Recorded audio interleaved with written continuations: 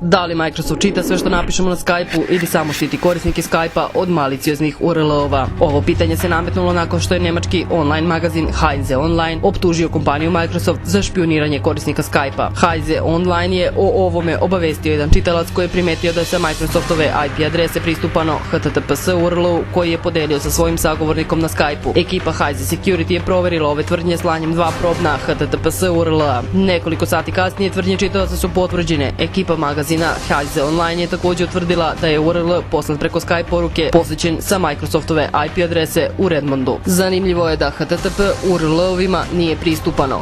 Ipak, posjećujući ove stranice, Microsoft je koristio login podatke i posebno kreiran URL za privatni cloud file sharing service. Na ove optuže Microsoft je odgovorio da nije reč o špioniranju korisnika Skype-a, već o skeniranju URL-ova kako bi se otkrili maliciozni ili phishing linkovi. U Heise nisu baš razuvereni Microsoftovim argumentima.